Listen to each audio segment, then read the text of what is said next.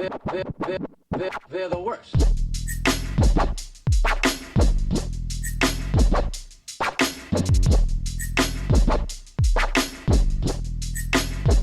They're the worst. Hello and welcome to episode 24 of Reboot or Deboot. As always, I'm Noah Davis. I'm John Peanut. And we are here to talk about Profumo di Donna, or Scent of a Woman in Italian, directed by Dino Risi and written by Dino and also Ruggero Macari. Big picture. Big picture, I mean, I get the architecture. I think it's a cool character to explore. I think in most ways they explore it well, but at the end it's a fine movie, nothing to rave about.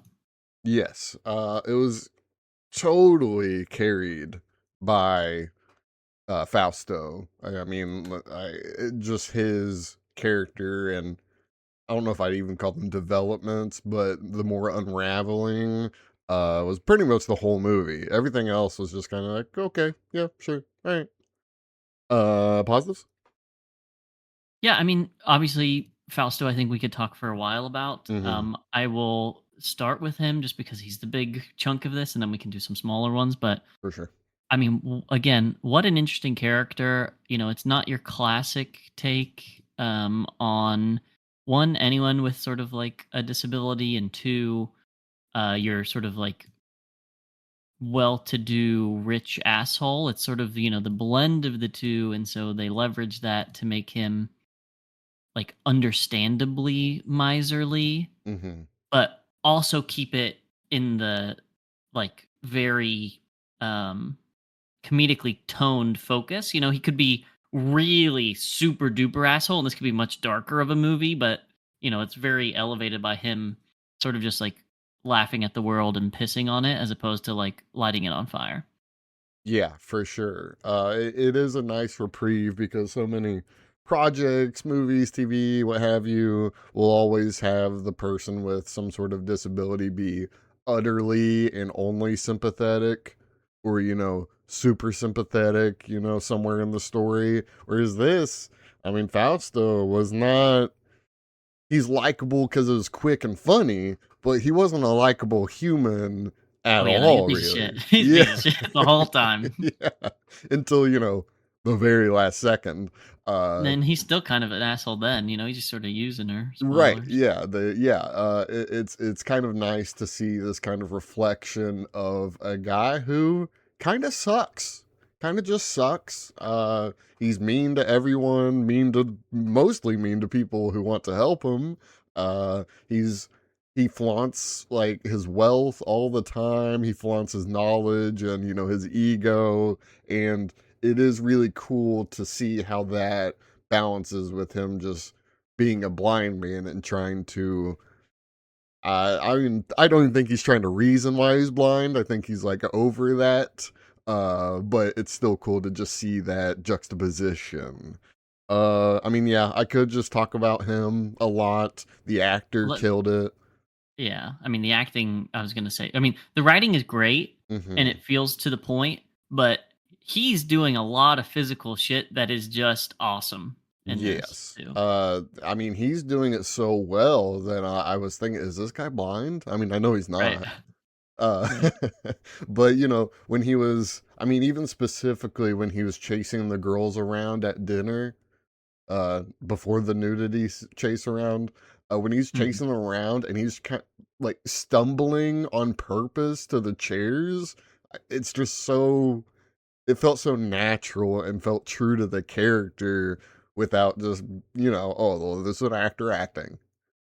He really understood what he was playing, and I mean, we could really talk about that for a while, but Did you have specific favorite scenes of his? I mean, I feel as though, I mean, even the intro scene, I think I loved that, whether it was the writing or him, where he was just off-putting completely, and when he was talking to his aunt, who had just waxed the floors and was walking on towels, when he's asking the boy, why are you trying to tippy toe? Are you Yeah, not trying to step down on it. Yeah. Yeah, yeah. Yeah, I really think drive your heels down. Do you not know how to walk? It's like, yeah. come on, bro. It would. I mean, that was amazing. I even loved how, even though her character kind of came out of nowhere, Sarah. I loved how he just kind of pushed her away, kind of gave a very human feeling to him, and I also enjoyed his conversation with his cousin, the priest. I think that was a Yep. great back and forth. I was gonna say, I think most of the scenes in Rome actually, and less so in Napoli and in Turin. So Hmm. Turin's where they start, right, and then they go to Rome and they go to Hmm. Napoli. When they're in Rome, like there's the beggar when they're at the restaurant and he meets his quote unquote girlfriend, Yeah. Giovanni's girlfriend, Right. or Ciccio's girlfriend, Chicho. and yeah, and it's like everything about this is just like, not only can he sniff out, the sus of it all, but then he's like, "No, get these other fucking blind people away from me! Like they're, Right. cramping my scene." And it's like under the proxy of doing something nice for someone, but it's clearly because he's just an asshole. Yeah. I mean, And then I yeah. agree, the pre scene too. There's like this moment of like the first reveal of his humanity when he asks his cousin to keep going and describing himself. Hmm. It's pretty clean writing, of course, except for some classic '70s stuff, which we'll I point mean, out in the we'll get into negatives, I'm that sure. negatives. But yeah, going back to that pre-scene, I loved how you could almost see his confusion on why the priest was envious of him, because obviously he's pissed at the hands he's dealt, and then the priest is telling him, "Oh, well, you're forgiven already."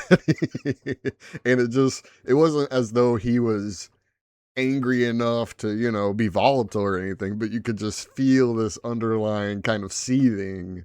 And then, of course, he wanted to know more, or wanted to tell him about him and such. Yeah, I mean, pretty much every scene that Fausto was the main draw was great. And then the dinner scene that you're talking about, the girlfriend, I did love how he basically went detective on her. He said, "Oh, that perfume's 10,000 whatever currency. Oh, that bag was crocodile skin or alligator skin. I felt it." I mean, it's Right. just these fun little things that you didn't. Well, obviously the perfume you wouldn't know, but he was touching the purse, and you kind of just didn't even think about it Yep. until he just kind of Batmaned her ass and said, "Yeah, Right. she's kind of a hooker." Right. The big kiss on the lips too. Yeah, Like, exactly. Any more positives? I got a few more. I mean, I picked Fausto as my first one, so you go. Yeah, I think it goes right in with Fausto. The script is very quick-witted. I mean, it didn't feel as though, 2 minutes went by without some sort of witty joke or comment, or this kind of sarcastic, where he's saying the opposite of what he actually means. I think that was great, and it was nice that they included the boy as serving as kind of the audience, because he's of course saying these things in opposition to what he means, and the boy's confused at first, but then you get used to it and you go, "Oh, okay, I get it, I got him." The script was comedic while also having some heart to it. uh and obviously we'll get to the negatives, but for what it was, I thought it was a pretty funny movie. Maybe not I'm laughing on the floor funny, but I Right. chuckled. Lots of chortles. Lots Yeah. of chortles for Hmm. me. Yeah. Yeah, a few chuckles. And also say how straightforward the script was. There were basically no frills, there were no filler. I mean, it was just, here's the scene that happens after the next scene that happens after the next scene. Everything's connected. It seems as though their relationship builds in a very timely manner. It felt very just realistic, if you will. Yeah. I mean, and it also felt like a classic, 3-act structure with the three cities, and Hmm. obviously the climax being the thing that's not so subtly alluded to the whole time, which is he hates his life. And you think maybe he's gonna kill the friend, maybe at first, but obviously it turns out, it's clear like suicide pact thing. Yeah, I love the I need to kill somebody. you know, kind of ambiguous, and then oh, the somebody is him. Yep. And then I only have a couple more positives if you have more. I really just have two, which was Hmm. building on two you've already sort of touched on, but I really think the establishment of our characters right off the get in Turin, like at his house with the aunt and the Hmm. again the waxed floors, the like setting the whiskey down and him, hearing that ever so subtle clank on the plate and being like, dude, don't fool me, drink the fucking shit. I Right. poured you. Don't be an asshole. It's 12-year-old whiskey or whatever. Um, but tied into that, like, instant sort of get into the thick of it, there's the kid. And he didn't do a ton. I don't think he was exceptional, but I do think that little like us hearing inside his head and his thoughts and stuff sort of pays off that, you know, we're aware that he finds this guy to be an asshole. If it was just the little like mouthing to other characters, and the like, the covering your eyes kind of thing, it would be one thing. But the fact that you get to hear his inner thoughts, I think, does elevate the script a little bit more. So that was my sort of last, small positive. Yeah, before I get to my last this one, I'll kind of tack onto that. I was back and forth on the narration because while it did completely serve a purpose, I'm not saying it doesn't. I just think I would have preferred more of a show than a tell. I mean, obviously, he did what little he showed kind of made him the asshole. So I kind of would have liked some sort of a little more, I don't know, sympathetic action in response to the situation, or, the quote unquote bad situation he's in for the week. Yeah, I don't know. I don't know if narration was a positive or a negative, because again, I was back and forth on whether I liked it or not. It also abruptly stopped, which was weird. It was just maybe the I first half. Yeah, I was gonna say I think it's because there's now other characters to do it physically. I think that's why they had to do the narration in the first half. Hmm. Is that it was just him and the guy, I mean, that But makes now sense. he has the girls and like that other commander or lieutenant or whoever the chubby guy, where when the guy's making a fool of himself or they need to sort of talk around him, they're mouthing words to each other, and you can sort of understand that their gestures and or comments are all surrounding this guy's assholedness, Right. assholery. Yeah, that makes sense. I don't know, it felt a little weird or maybe a little abrupt. And then my last positive, I really love the music. I think the music was awesome. Yeah, Uh, this was scored well. I especially can I can the main theme that they play kind of at the beginning of the climax and then after the climax. I think that theme was awesome, starting with those kind of harsh pianos and then turning into this kind of lovey-dovey tune. I think really fit with the whole idea of the movie. I think just that one song fit really well. But that is all my positives. Want to start with negatives? Yeah, I mean, address the elephant in the room and potentially Mm-hmm. tag this one now. Lots of homophobia, Mm-hmm. slurs, Mm-hmm. problematic depictions of non-straight and or non-binary people. Uh-huh. Gotta be an L. Gotta be a negative. Yeah. Yeah. I mean, of course, I will add the note that it's realistic and probably of the times, of course, Right. but Yeah. In the 70s, that's probably hilarious. In the present day, those are just asshole old white men. yeah, just calling a trans woman, the word, uh Cross-dresser, right? yeah, or whatever. Yeah, that wasn't cool. And then when he met the really ugly woman, he said, I'd rather have the, F word. I was like, okay, again, realistic and kind of funny, but not Right. This is cool. yeah, not cool. Es- Not cool, guys. Especially because it came from the sympathetic character. This Right. is supposed to be. Exactly. Mm-hmm. Yeah.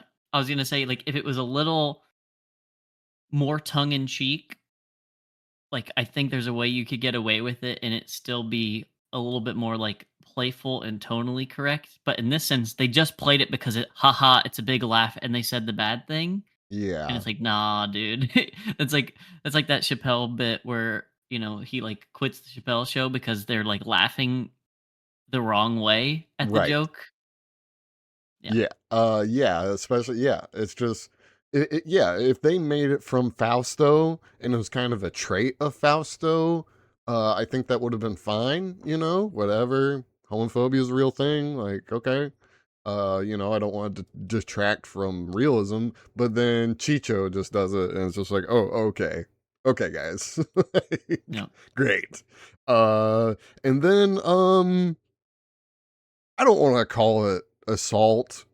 Nope, it's assault. You can and you should, and that is the next disclaimer. There's a lot of grabassery Yeah. that for whatever reason is portrayed playfully, Uh-huh. but you cannot tell me there are, multiple 18 to 26-year-old women who just want to be groped by an old man playfully. Like, that just isn't that. And it happens like Yeah. 3 times. They also make it a game to be groped by him, which again, It's just clearly written maybe by men, dude. It's just written by men, right. and these women just want their paycheck and to be in a movie, Yeah, you know? that It just that's is what the it is. real problem. It's that yeah, maybe that could happen, but this was clearly just made by some old dudes.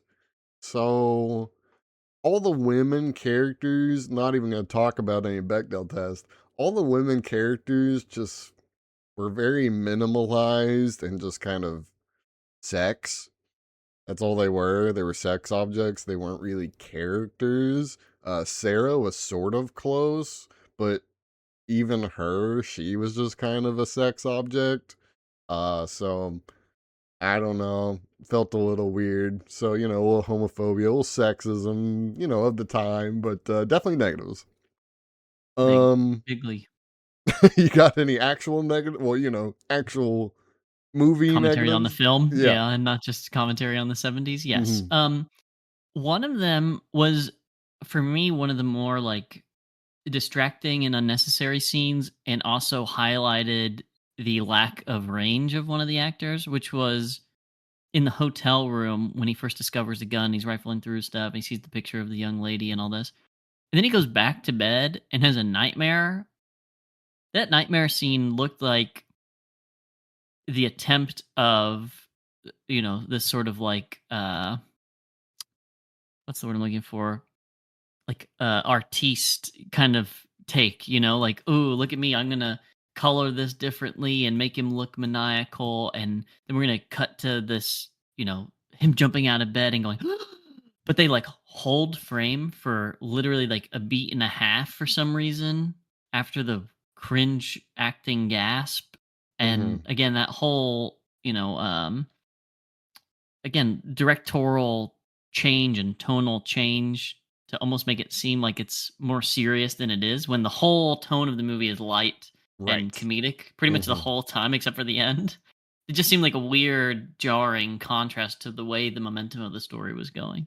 Yes, for sure. I think I understand why they put it there to kind of have this tension between Chicho and Fausto, but yeah, it just kind of was a weird, abrupt, hey, what if you had a nightmare? I mean, okay. Right.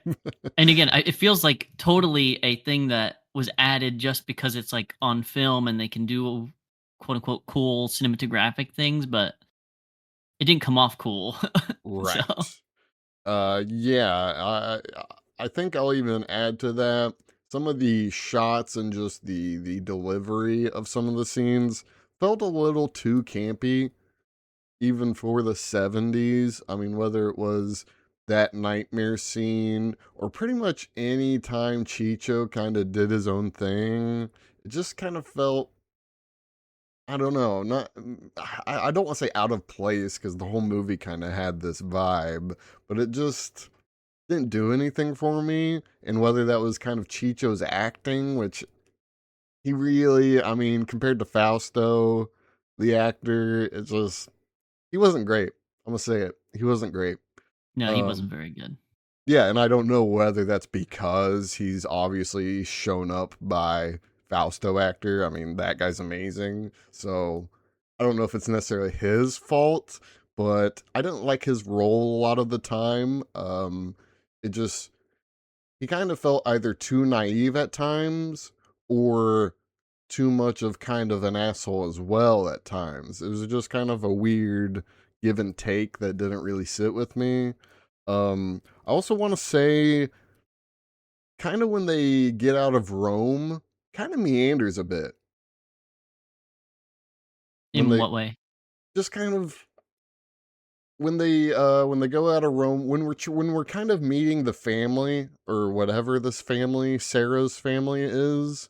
Whenever we're meeting her, and then Sarah has this, she's reminiscing over when she fell in love with him.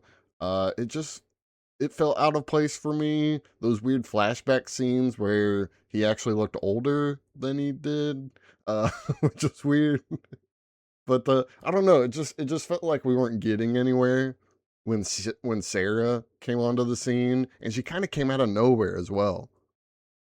It was just, oh yeah, this girl from forever ago, she's in love with him, and then we're expecting by the end to be okay. Yeah, they're together. I feel as though it didn't do the groundwork for Sarah. Because Yeah, no, completely. because the dude was just hooking up with prostitutes and kind of seemed to hate women, really.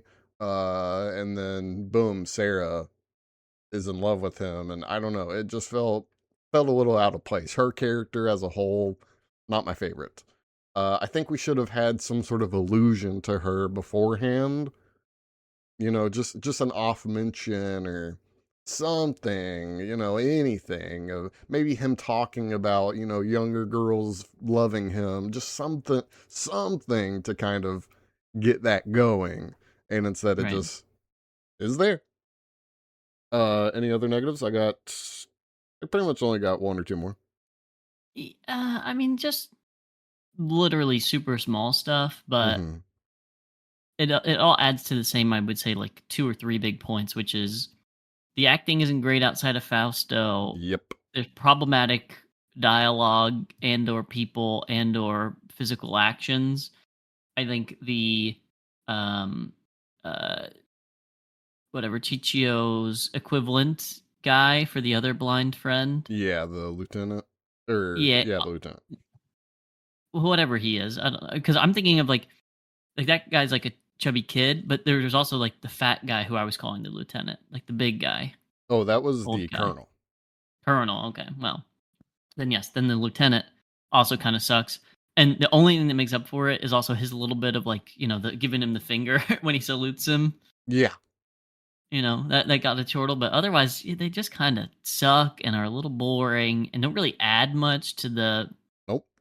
plot or like the significance of all the events that have led up to meeting these people. So it just kind of felt there to serve as comedic relief, but there was plenty of comedy that you didn't need comedic relief. Right. Especially, and I'm going to tack this on to my other negative, especially because it kind of hindered the flow of the actual climax.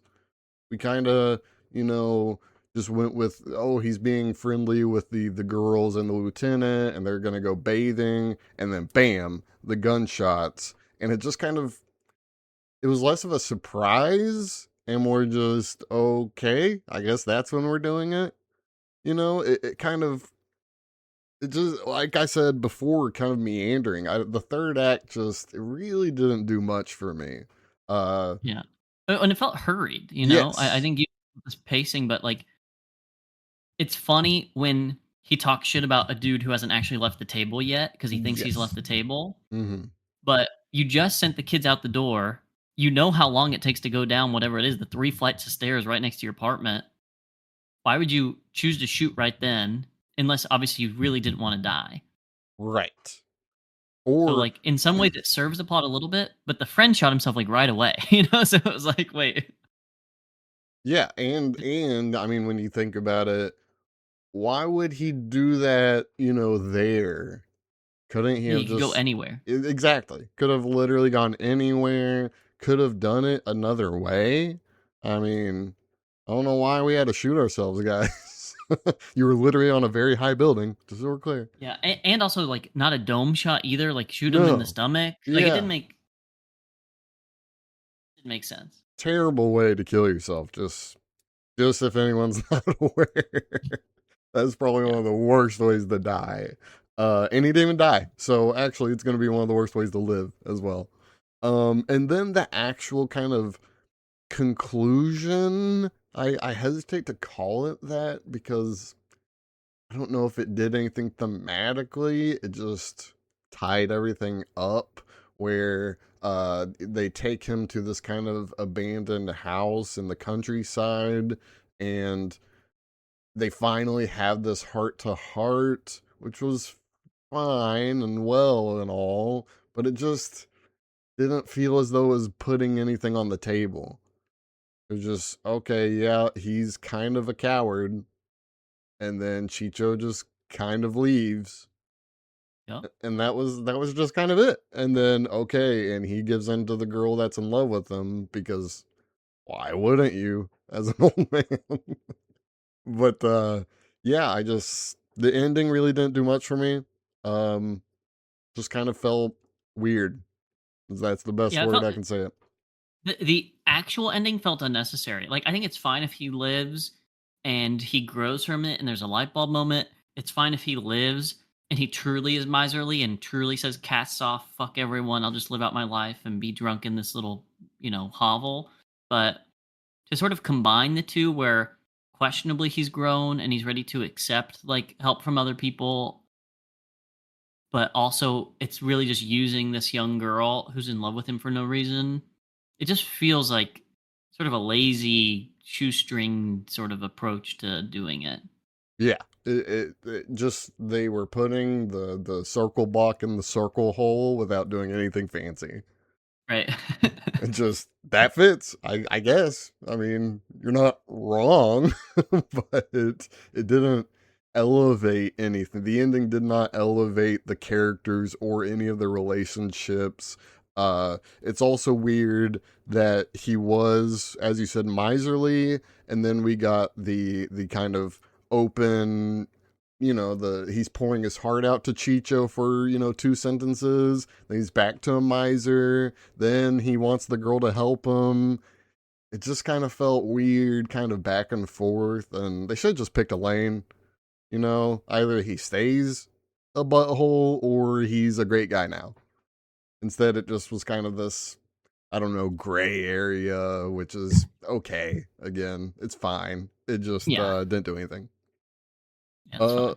but that is all my negatives. Talk about Sarah, the ending. Do you have any etc. or wiki? Lots of them. Go for it. So, first, this was based on a novel by a Giovanni Arpino in the late 60s. Feels like a novel. And yeah, it functionally is the same as this movie, which apparently is different than the next movie, which I don't have any spoilers of, thank God, but it just says it's different. Um, but basically, at the end of the party, the girls leave, they hear two gunshots, they come back, blah, blah, blah. Fausta's standing and fine and not dead. Um, but in again, fear of murder and all this, they bring him to the old abandoned house, just like in the movie. Um, but says he doesn't have the strength, just like the movie does. The 11 of Spades thing's the same. That was a good line. Then, more or less, the now out of the danger, they think it was a suicide attempt. He's not accused of anything, but he decides to turn himself into the police. And then his attitude towards Sarah's changed, and the girl manages to make him swear that he'll stay with her forever. What? Yeah, well, he's like in prison essentially. What? Yeah. Why would Fausto turn himself in? Because he's quote unquote changed and he realizes that that was a wrong quote unquote thing to do. But again, I don't know that I like it better than the way this ended, no. but that feels like an actual sort of storybook closing as opposed to whatever the fuck we got, even though I it sucks. Yeah, both endings not my favorite just from that light description of it. Yeah, I don't like that either. I mean, I guess it does lean into what I said of he completely changed. But I don't know. Why are you going to prison, dog? Like, clearly your friend wanted to die too. It's not your fault. Yeah, but assisted suicide and murder, not good for Yeah, most sweep it people under the to. rug. If you want to be a good guy outside of prison. It's easy to be a good guy in prison. True.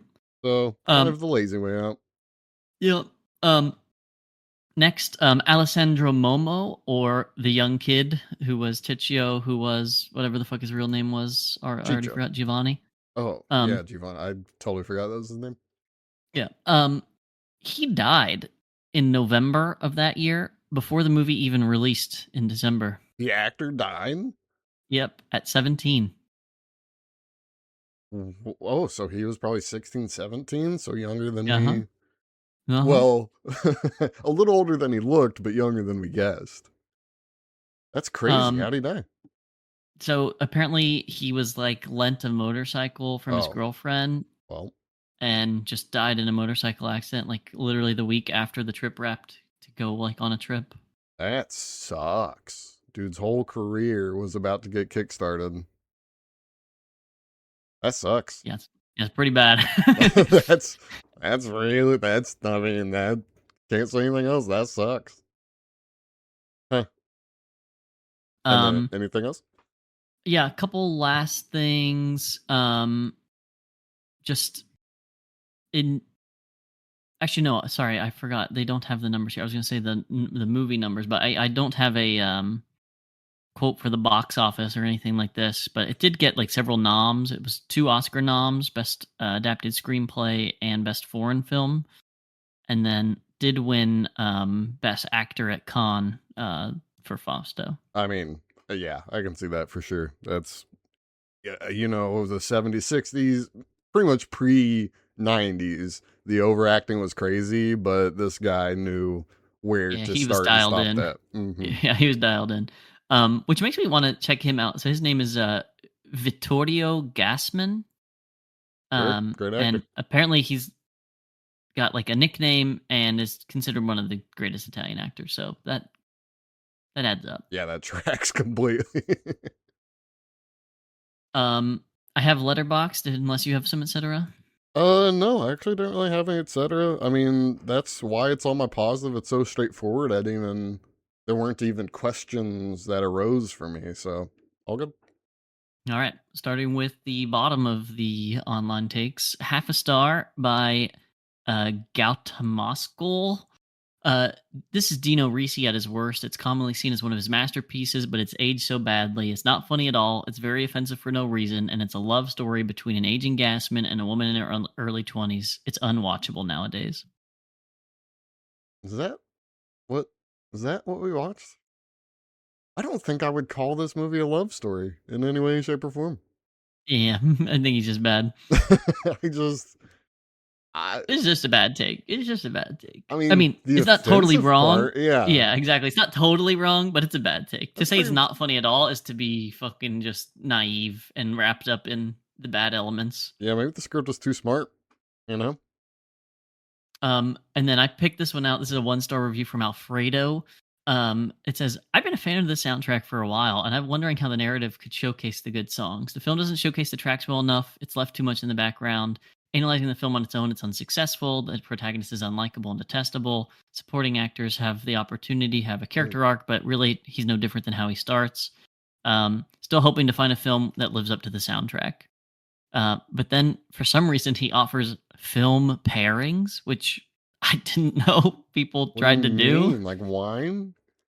I don't know, but it says 40-year-old virgin, she's out of my league, and 8.5, which is a 60s movie that I What are don't we know. talking I don't about? know. I was like, if you like this, you'll like that. Like, I don't quite know what it's saying. 40-year-old virgin? If you like this movie, 40-year-old virgin. None of it makes sense. Also, I feel as though just kind of brushing off Fausto as just detestable kind of ruins the whole point. I mean, yeah, he's detestable, but that's what makes him such an interesting protagonist. True. I mean, if you had everybody be good guys in every story ever, guess what would get really boring? It's kind of weird. Um, then 2 stars from Kubus. The scene with Chichio looking for a hooker made me giggle. Thanks for that. Oh, that was it? Ryan, yep, Ryan Bopit, 2.5 stars. Don't care much for the remake, but this one was decent. Which you'll see as a stark contrast from these next several reviews that are all positive. So we have a 3-star review from Murillo. It says, one of the few cases where the remake did it 100 times better. So immediately the 2.5-star review to the 3-star. It's like literally night and day takes. Weird. Uh, Yeah. and then Iconi Kiko, 3.5 stars. An elegant and deeply bittersweet film carried by the towering Vittorio Gassman, who commands every scene. A surprisingly bleak portrait of solitude and pride. Little smart for my liking, but correct. Yep. Hazem Hagris, 4 stars. The Italian version of the movie, almost different events, but same vibes and great performance. So, Okay. Is that a review? uh, yeah. And then the 5-star review that I like the most is Carrie Meckelsenna, who just puts a frowny face emoji but gives it 5 stars and a like. Wow. Uh, Maybe the best review today. Yeah. I feel as though we sometimes find a review that really does encapsulate it, but I don't think any of those No. did it. So yeah, No. frowny Maybe face, the verbose one, the guy who really tried to sound educated. freaking reviewers. Freaking Yeah, reviewers, frowny man. face for sure. Yep. It's got Again, layers. it's a light positive, but we'll see how it holds up. I'm suspecting a reboot if I had to guess, and Yeah. probably just because character growth, change of events, and I don't know if Al Pacino can do as good, but my suspicion is it'll just carry a little bit more weight and depth. Okay, answered the question of whether you think the next one will change anything or do anything, but I think you pretty much summed that up. Uh, Honestly, yeah, Pacino's my only big fear.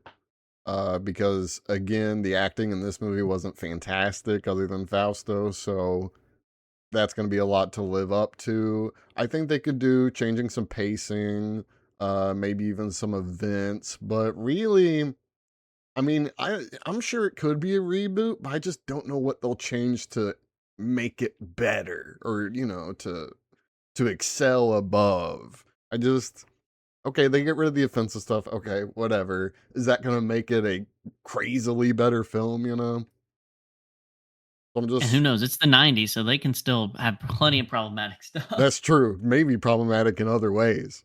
I'm sure we might get race involved since it's the 90s.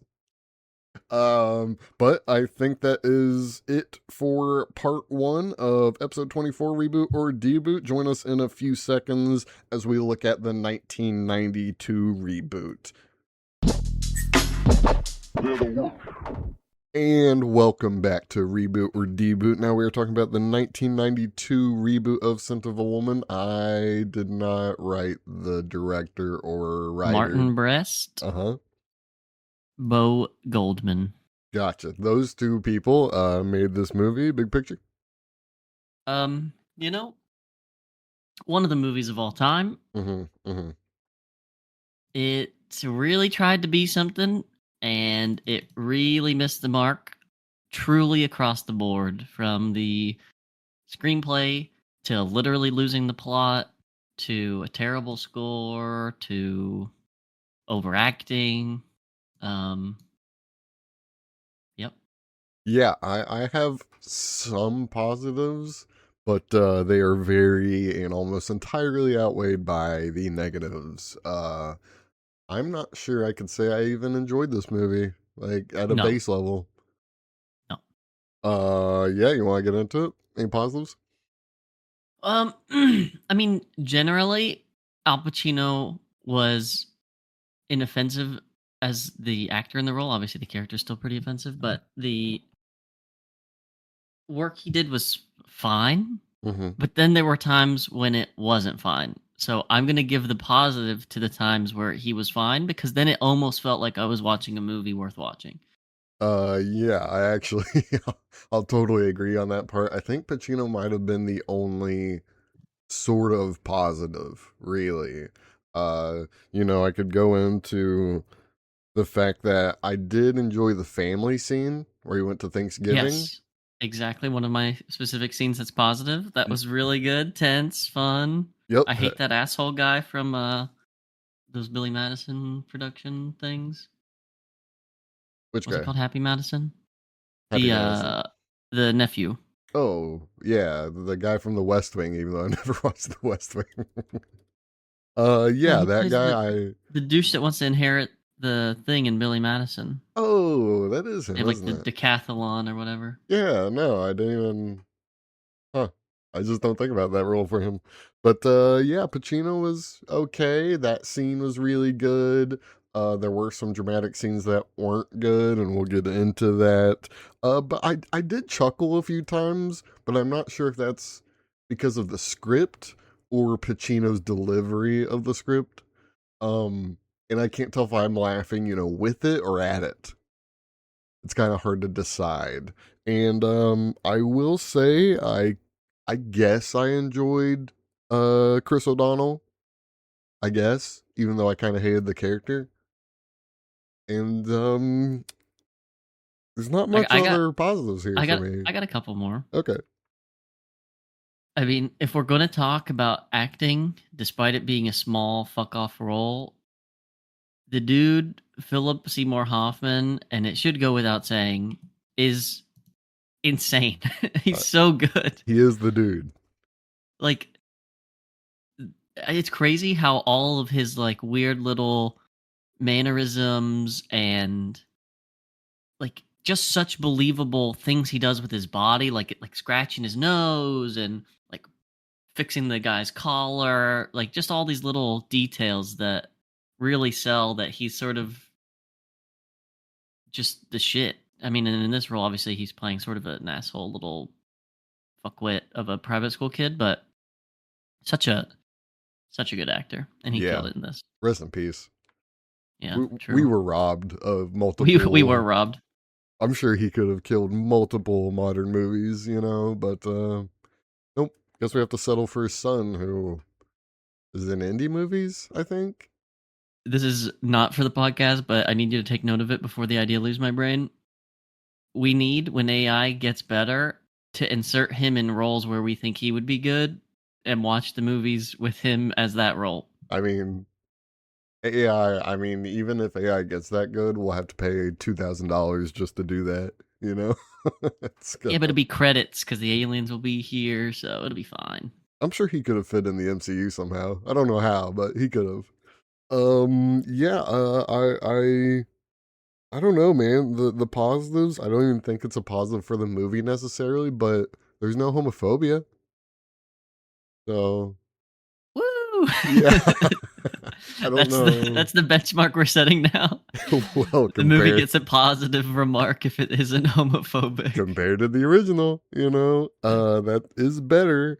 I have lines and stuff, but they're all kind of the Pacino being funny, Yeah, I was and gonna say that's I think the lack of homophobia makes it a negative in this one because the one with the homophobia was still a better movie. way better. Yeah, I actually may have been too harsh on it because I hadn't had this frame of reference. Um, yeah, no, it's just specific lines. The family scene I like better, and I enjoy the explanation of his accident more. I think that kind of we got more depth out of that, and then that's it. That's all I got for positives. The John Um, Daniels line, him saying "hoo-ah" multiple yeah, times, the John Daniels line is good, and I will say that I'm sure at some point. "hoo-ah." If you knew him like me, you'd call him John. Yeah, no, that's a great line. And then yeah, I'm done. You got Pretty any more much, positives? no, pretty much same. I mean, again, it's more of a comment. Maybe fits more in the etc. But in part of my big picture, it really felt like they tried to make a meaningful plot, but literally lost it. Like Mm-hmm. truly lost the plot. Like this is where that phrase comes from.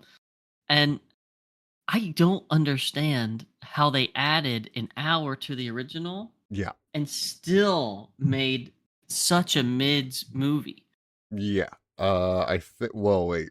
We can get into the negatives if you want, but Yeah, well, that was gonna be my transition sentence for it because you said you didn't have any more positives. well, that's a good segue because yeah, it's overcomplicated for no real reason. It doesn't give me any more emotional attachment than I had with the original movie.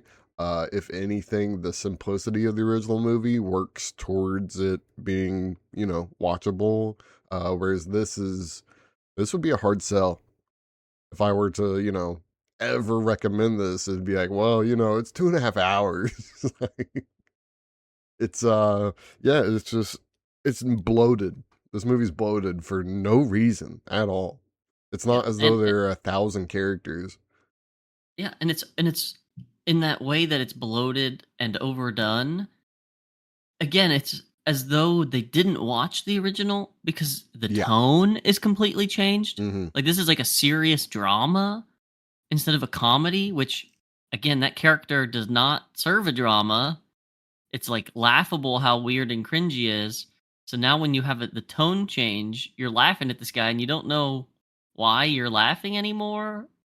It just someone needs to beat Bo Goldman or Breast or whoever decided to take the tone that way because that's cooked. Ooh, no. Okay. I just yeah, no, it honestly, not only does it not capture the original, it actually is just outshined in every way, shape, or form because it doesn't feel as comfortable as the original did in its kind of itself. This It's as though it can't tell if it's a dramedy, and then we get the Ferrari scene, and then it's kind of super comedy, and then we go back to dramedy, and then it's just I don't know, and then we try to redeem Al Pacino's character, even though there wasn't much redeeming about him other than just feeling bad for him, you know? We had the very end where he, I guess, likes his grandnephews or great nephew and great niece or whatever, but that doesn't change anything, you know? Oh, he found a woman to date. Great. Oh, it just I don't know. I had my problems with the original's ending, but this one was not great either. And we'll get into the climax, but just give me a second. It also felt campy, even though it was clearly trying to be a 90s serious dramedy. Whether it was the score or what, it just had a No, very it was the campy score. vibe. Yeah, the It was the score. score. We can take a minute for it. We can take a minute. Who did the score? I don't write the guy's name down. Um, his name is Thomas Newman, Yeah, Thomas and Newman, who seems to be a very talented person. he Uh, did Shawshank Redemption, mhm, the '90s Little Women. He did American Beauty and Green Mile, mhm. Yeah, Cinderella Man, Skyfall, Spectre, 1917. very talented man, but this was a misfire if I've ever seen it. It took Yeah, me I mean, out of everything. It felt as exactly. though I were watching Good Will Hunting half the time, which I don't really love Good Will Hunting's Elfman score either. So I I don't mean, he know. truly is responsible for part of the tone issues Mm-hmm. because anytime where there might be, again, one of these slight either emotional pulls or feeling like the tension's amping up, you have this heavy handed score literally like forcing it down your throat. And it totally pulls you out of the scenes. Again, if you're starting to feel anxious, you don't need like the most over the top anxiety inducing music because you're like, what the fuck am I listening to? Like, I'm trying to watch a movie, like just turn Right. this shit off. Yeah, and then it had kind of the happy-go-lucky, light string score at the beginning, which did nothing. It doesn't You really. know, It just hurts the tone. You got any more negatives? I mean, I have a few. I mean, I could go on and on and on, but I don't understand why the frame of the story is actually not the man. Yeah. Like Yes. somehow he's not even the main character despite being the main character because again it opens with the prep school, lots of useless background about the kid and his friends and the bullshit with the car, and then it bookends with the kid, being saved at school by the blind guy and Ugh. not dealing with all this shit and you're like, why was it about this boy? Who Yeah. cares about this kid? Like give me more of the blind guy being a nuisance. Yeah. Totally agreed on all those fronts. And if anything, it kind of lost the sort of weird mentorship that the original had. This one, I don't know what the kid learned from Al Pacino other than don't be an asshole. I don't think any of the conversations they had were really enlightening in any way, other than, again, don't be a jerk. It just kind of, it just lost itself.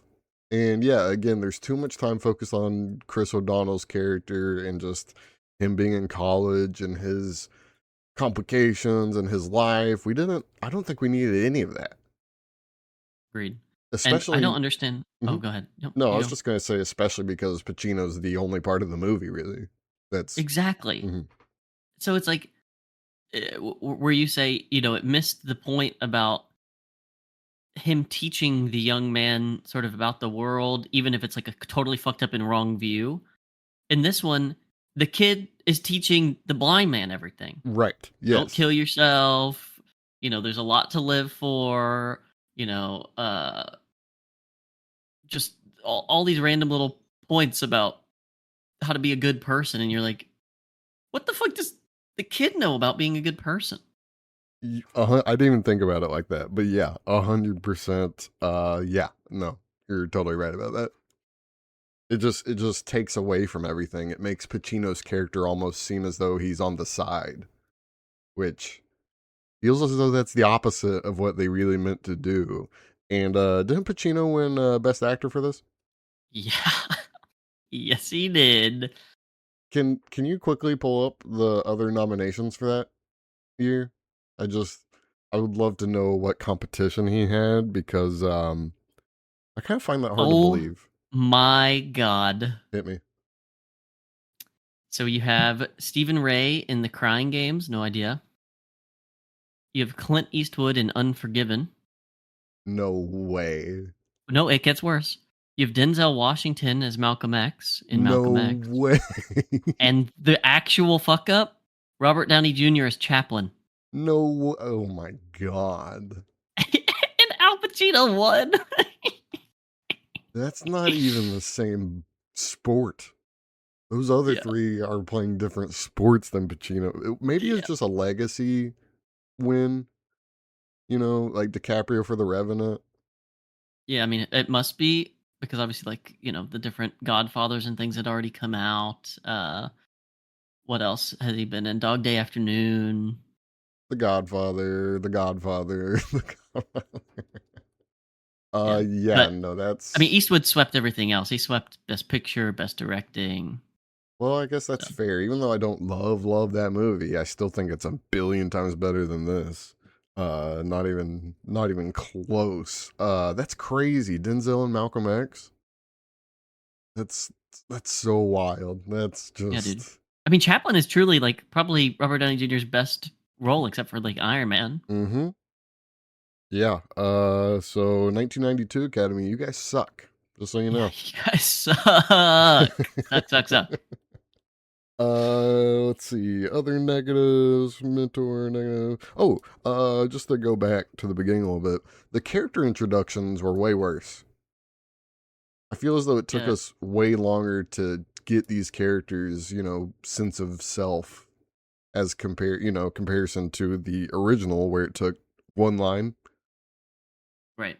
Well, I was going to say, too, I had prefaced with Tati about what the original was since she didn't watch it. And obviously, it takes us like 10 minutes to even meet Al Pacino because we get all this school Ugh. backstory bullshit. And like Mm-hmm. even the little scenes with the grand niece and nephew and the niece, it's like we didn't need all that. But then you finally meet him, and I should have picked it up because we were already 10 minutes in and the tone wasn't there still. But I was still waiting for him to be like funny, and it was like, no, this feels like a caricature. It feels like he's spoofing, and it's not supposed to be a spoof. It's like watching Room, or The Room. Yeah. No, it just I don't even know if overacted is the right word. I'm trying to think like ham-fisted, it just there's something about it. It doesn't feel as though it's truly a character. It just feels as though Pacino's doing a thing, you know?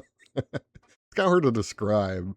And with the context that he somehow beat out Eastwood, Denzel, and RDJ, kind of insane. Um, yeah, just insane. Moving on. I think the middle of the movie completely dragged. Oh, yeah. Just again, So many useless scenes that didn't build either their relationship, the plot. He wasn't even that big of a womanizer. He just mostly talked about being a I womanizer. know. Yeah, I'm He mostly actually talked about being miserly instead of being miserly. I'm actually bummed that he wasn't more offensive, which sounds crazy, but it's the truth. Yeah, I mean, he was Because pretty like gentlemanly with the one lady he interacts with in the whole movie. right, yeah. Yeah, because the original he's just grabbing stuff. Yeah, this one it just I don't know. It's as though they couldn't decide whether he should be not evil, but kind of close to that, or just completely ignorant of any sort of boundary. Instead, the only sense we get that is just him yelling at people. And I guess that's being an asshole, but is it enough? And then I mean I've already said the length way too long. Do you have any more negatives before we get to the big one?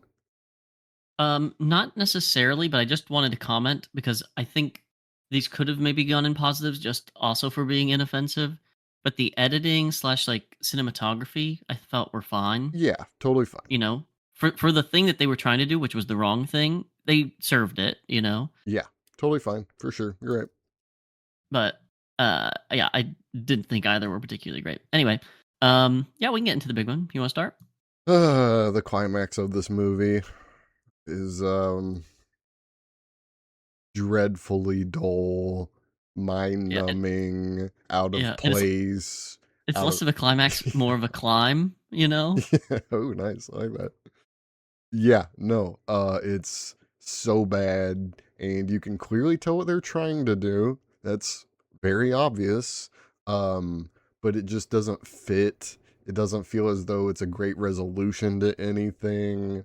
If anything, it just brushes off everything before that you've seen. And it might be one of the cheesiest endings I've ever seen for a quote unquote non not completely cheesy movie.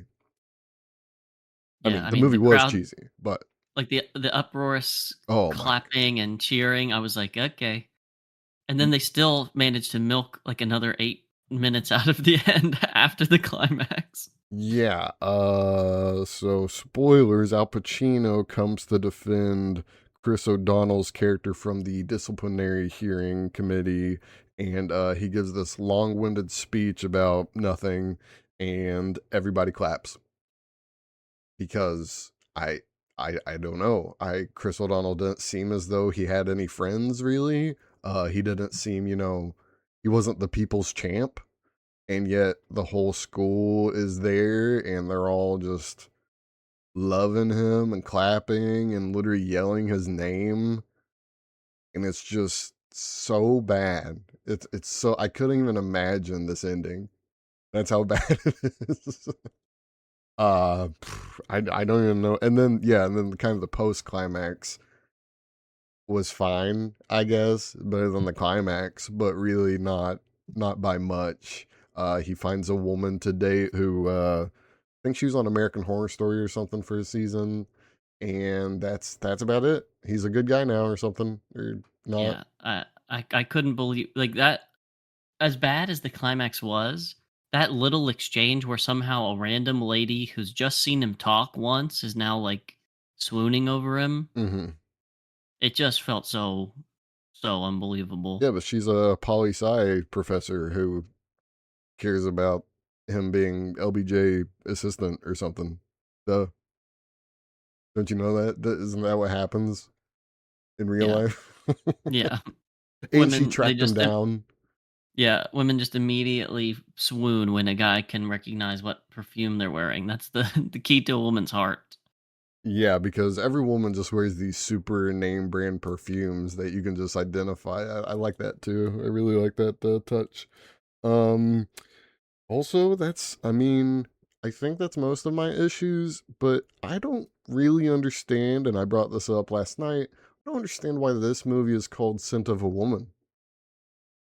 I mean, I get it. He smells women, but But he doesn't say it, and it doesn't have anything to do with him being a womanizer. Agreed. yes. And the resolution really isn't about the woman. Whereas in the original, you could take it as the Profuma de Donna was the young woman, you know? Right. Yeah, the lifeblood back to sort of reality and Yeah. claiming meaning in his life. Like she embodied the scent of a woman. This I don't know. I just don't know. It's literally just to like homage the original, and that's why they included him getting the fragrance on the lady at the end. It just thematically doesn't make sense at all. Again, he smells women, but I don't think that's enough to really base your title on. You know, I just like John Daniels would have been a better title than this shit. You know, it doesn't make sense to me. And then I think that's about it. Oh, just a little negative, not really that big, but I feel as though his blind deductive reasoning was way dumber. Oh yeah, Like, oh, she is wearing an English perfume, but she's got a California accent. Her name's Daphne. What are you talking about? yeah.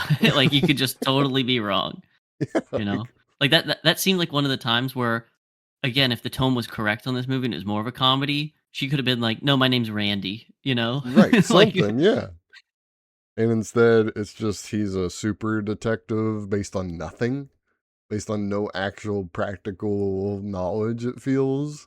Um, and then I think that's my issues with the movie. You got anything else? fortunately, no, I don't have anything else. Just like the real thing I'm left wondering is why, Mm-hmm. because for me the original didn't really need a remake as much as like a touch up. Right. And then this is like a reimagining. You know, this Yes. is like a totally different take on, well, what if we just have a lead that's a blind guy and then go from Mhm. there? Exactly. Yeah, no, yep, fully agree. I'm confused as to why they did what they did and even how they did what they did. It didn't make sense to me. Why did they get rid of his wooden hand? Is that am I wrong in kind of questioning why?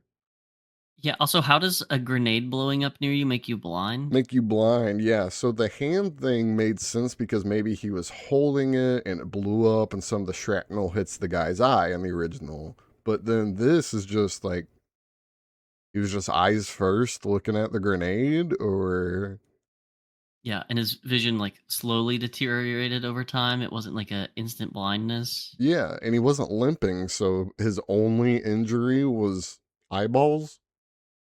Like you could have just had like Agent Orange exposure or something. Literally anything else. It's so weird that they gave more story to the blinding, which was nice, but it kind of makes less sense just by the fact that, oh, he's only blind. That's it. And it didn't hurt anyone else, he said. So what kind of grenade is that? You know? I think that's all I got. I do have an etc. That's just I don't understand. I think it's really back to what we've been saying. I don't understand why Chris O'Donnell's character was a college student. I don't know what I mean, I guess it did, start his whole plot, but I didn't find that necessary, and it just kind of You mean muddled like the high school? waters. A high school student? Or yeah, prep school, whatever. Um, I just didn't really get it.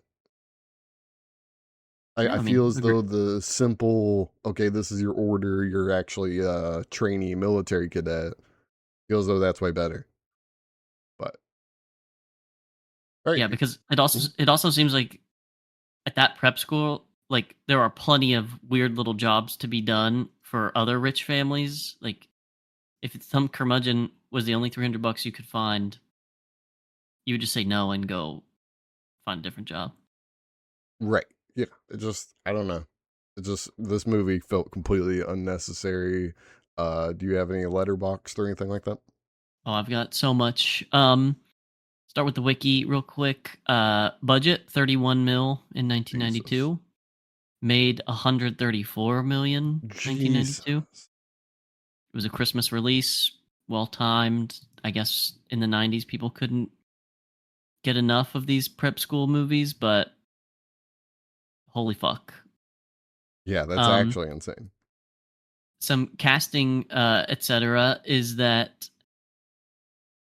all of the you know big upcoming actors auditioned for that and somehow this idiot from NCIS got it. From Batman and Robin. Literally Matt Damon, Ben Affleck, Brendan Fraser, Chris Rock all auditioned for the role. That's so weird, especially because I said it felt like the score was Good Will Hunting. Oh, it's kind of weird. Yeah, and not only I mean Tati thought the same and I kept thinking Dead Poet Society, I but mean, yeah, I same mean thing. Yeah, yeah, exactly. Both those movies, you should just watch those instead of watching this. for Like it's insane. sure. Robin Williams should Um have been the Colonel. True. Yeah, wait, it should have been Ben Affleck, Matt Damon, Casey Affleck as the goons at the school, and then yeah, I like that better. 100%. Yep. Um, so where was my IMDb page here? So Al Pacino originally had turned down the role, and other people like Jack Nicholson, Harrison Ford, Dustin Hoffman, Joe Pesci were all considered. And I want to take a moment to say, could you imagine Joe Pesci doing that? Yeah, I can. It might be even worse than it is, but I Yeah, can like that would imagine it have to be a comedy take, no? Like there's for just no sure. way. There's no way he could do the melodrama. Um and then just some more trivia from the IMDb page. That scene where they tangoed, they rehearsed it for 2 weeks and it took 3 days to shoot. So you can imagine that he probably was the worst dancer of all time.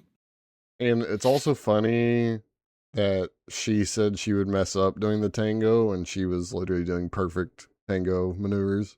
But I know, well, it did make sense that they weren't like showing her stepping on his feet or something. It just right. so many weird takes in Like, this oh, we'll fucking get movie. tangled up. Nope. Didn't happen. Um, he was full method acting and Oh would remain in character no. offset, using a cane to walk, never looking at anyone when they talked to him. Uh, when he fell in the street towards the end, right before he's about to shoot himself and all that, him falling over that garbage can was unplanned, and they just left it in. Which begs the question: he's not blind, so how did he fall over the garbage can? Maybe he convinced his eyes to quit seeing. That's how good of an Yeah. actor he is. Um, Oh and my then god. he rehearsed by like learning at a school for the blind, and basically just said that he made himself appear blind by not allowing his eyes to focus on anything. But like, duh, I'm confused why he would have to say that. Why But he needed apparently, to even go there. yeah. Oh Why? man. Why? Yeah. Oh yeah, yeah. Oh, and DiCaprio also auditioned for Charlie. I left his name out. Oh, well, he's a little young, you know. That could have been. And real quick, Bo Goldman, because I clicked on his page because I was so upset by who he is. He wrote One Flew Over the Cuckoo's Nest. What? Yep. So it seems like this movie has a lot of talented people that just total misfire on every account. Yeah, and like that's like a true psych comedy Yeah, drama thing. great dramedy. So like Hmm. how could you not do that in this? You know, it's like functionally similar stylistically. and then he just totally changed it. Maybe One Flew Over the Cuckoo Nest, since it's based on a book, maybe he actually took the book to heart for that one. And then this one, he said, fuck that. Oh, I ain't reading that. But yeah, that seems bad. Also, I was gonna say something. Al Pacino. Kind of lost it. Never mind. Keep going. All right. Um, uh, Letterboxd is next, and because I forgot to do this on the first episode, I'll say it now. The Scent of a Woman, 1974, had an average of 3.7 stars, which is pretty good. But again, only like 40 people writing about it. Scent of a Woman, 1992, is 4 stars Get with out of here. 24,000 people. Get out of here. So for some reason, this is like universally loved. I don't see it. As a blind man, I don't see it. Yeah, I also do not see it. Yeah, no, that's actually insane that anyone would think this is a better movie. Better movie to go sleep to, for sure. For sure. Better movie to encapsulate most of the problems with 90s movies. Better movie with Al Pacino, I guess. I'm trying to think of why people might think this. And that's it. It truly must be people like saw this before the other, again, preppy school 80s, Right. 90s movies. And so they were like, oh, wow, this is like Scent of a Woman, but better. Ugh.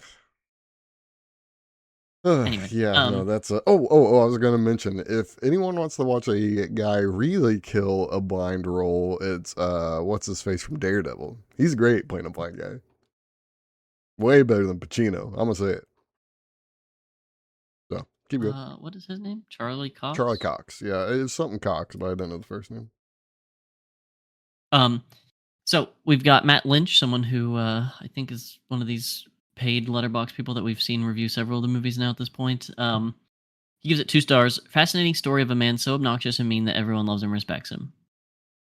I mean, okay. That's actually, no, I like that.